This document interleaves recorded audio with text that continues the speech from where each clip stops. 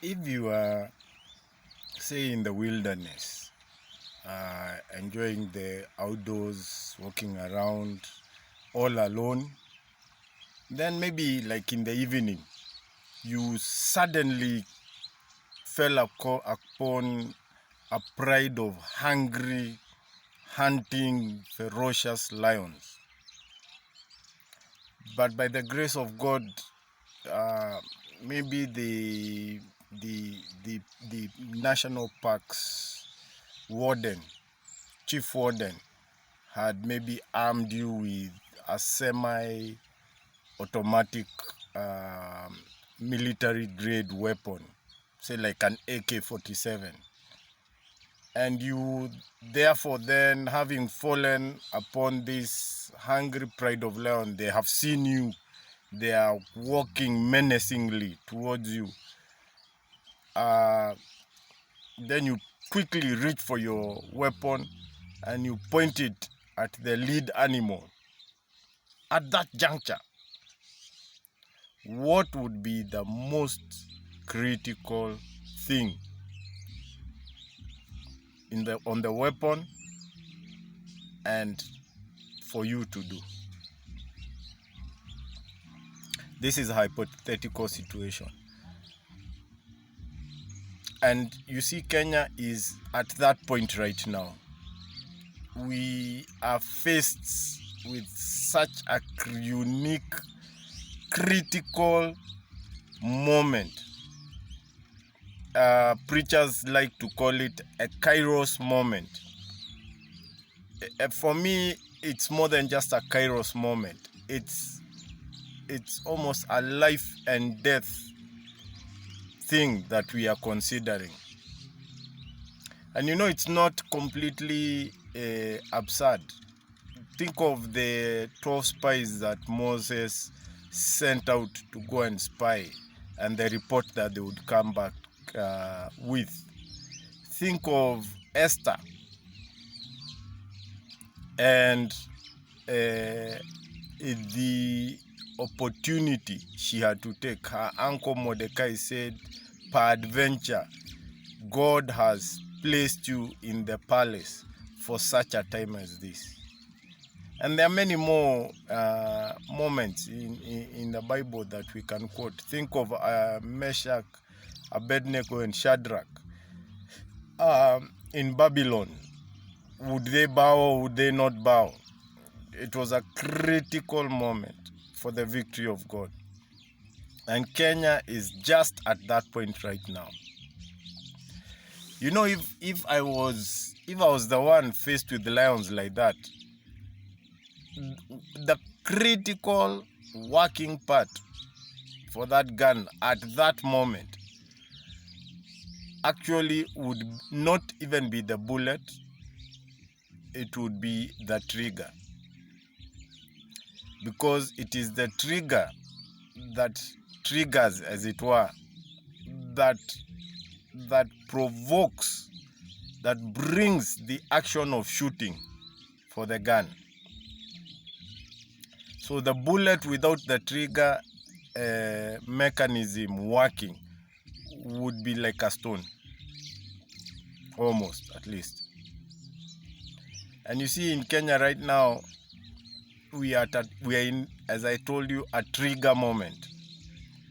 That trigger moment is our general elections, our national general elections. And this season, before the run-up, before we get to August 9th. You see, what we do now will trigger the end time revival. If you look at Matthew 24 verse 14, you see that it is the gospel of the kingdom that will be preached. Kingdom is the authority, the rulership system of God. And it has been prophesied a lot that Kenya is where that revival will be born. Now, if that be so, it has been prophesied by numerous servants of God in Kenya and outside Kenya. You can check YouTube for it. I will post links on the description box of this video for some of them. If the end time revival that will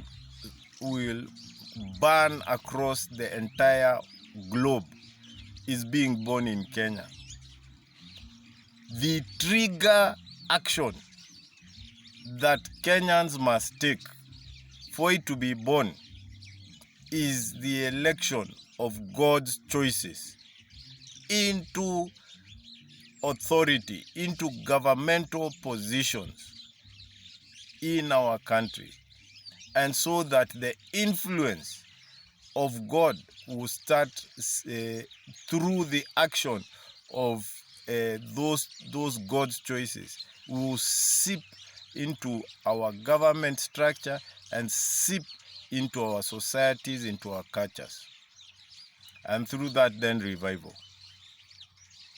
I have talked about this on many other videos. You can check my page, my channel, and you will see what I'm talking about. But we are at that trigger moment right now, and you, the believer, need to press on the trigger of your AK-47. That AK-47 is a semi-automatic weapon. It means you can choose, you can select to fire one round, or you can select to fire a burst, several rounds together every time you press the trigger. This is exactly how your response will fire this revival, this end time revival. If you're only polite, if you're only in your room saying that you will vote only, but you're shy of sharing with other believers that which you know the Lord is saying, maybe one round. But the Lord wants, there's a pride of lions. We need to fire many rounds to elect the president, God's choice, through prophecy. We know His Excellency William Samoei Ruto. And we know how God works through human structures. Ours is the constitution that we enacted in 2010.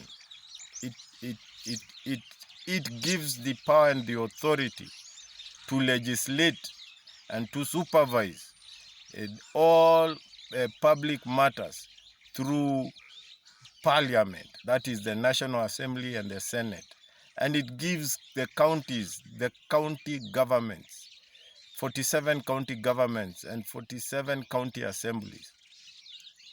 The president alone is not sufficient to bring the changes that we need in government. He needs all those elected officials, 1,450 MCAs across all wards of Kenya.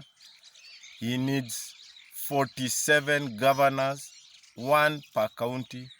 He needs 47 women reps in the Senate. He needs 290 members of parliament. He needs 47 senators. And a majority of the nominated ones also, for him to effectively and without hindrance from the enemy. Because if the enemy knows that we are electing a God's choice president, he will fill then the legislature with his people so they can block what God's choice president will be asking the government to do. That's why I'm saying we are at a critical moment. Viewers, you need to do 3 things as we come to a close to be able to say that you have effectively squeezed on your trigger and eliminated the threat before us, or taken the opportunity, the visitation of God that is upon us. Number 1 thing you need to do is to begin intercession for this season, for our government, for what is going on in the political sphere in Kenya, for the campaigns, for God's choices. And that intercession ought to be based on Isaiah 58, verse 1 to 12. This is what God has ordained. It's in the Bible. It's in two places. In Isaiah 19, verse 18 to 22, it is written there. It is in Zephaniah chapter 3, verse 10 to 12. Yeah, and it has been declared through prophecy of one Kenyan Maged from Egypt in 207 for Kenya. There's the right way to pray. It's not just praying. Kindly check my other videos and you'll get further explanations. Number two thing, you need to take critical, immediate action in three places. Number one, register to be a voter. You can't vote in Kenya unless you are a registered voter. That's a regulation. So go and do it now. Don't wait for the rush, last minute. Number two thing, you need to tell everybody, Christian or non-Christian, who the right people to vote for are. You go in wisdom. There are those who you will say is God's choice by through prophecy. Others, they don't believe prophecies to the church. So you just, in fact, I will be making a video now to think about it, to give you the points why. Yeah, points that do not touch on Christianity. Why? Though while the church should be doing it because God has declared through prophecy, non-believers, they may not understand prophecy. We need to find credible arguments that will convince them. The end result being God's choice will be elected by a majority. So tell as many people, campaign as hard as you can. Spread this video and others that I've made. Then number three thing, in that number, let me say C, in that number 2 point, is join GC22. We are amassing the Christian muscle. And I will be doing shortly after this a video talking about the vision, the mission, and the goals of GC22. We need to come together as believers. I know we are in different denominations. I respect that. I have no intention of trying to merge us. God has done what He's done. He's allowed us to be in those denominations. I respect all of them. I love all of them, for they profess Jesus Christ in their different manifestations. Nonetheless, the political sphere requires us to act as one together. That's why the Kikuyu vote in Kenya is critical, because they are perceived as an ethnic community that votes as a bloc. Church, wake up. We need to vote as a bloc. So join GC22 by dropping your comment on this comment box, or by sending me a WhatsApp message. WhatsApp only. I'm not receiving any calls. WhatsApp message on 0702109774. I will respond to you. The number three thing you need to do is vote on August 9th, the general election day. This is critical. If you do those three things, you will have pressed the trigger, you will have averted the danger, and you will have walked in to your promise in Jesus' name. Until next time, brothers and sisters, God bless you. God bless Kenya. Shalom.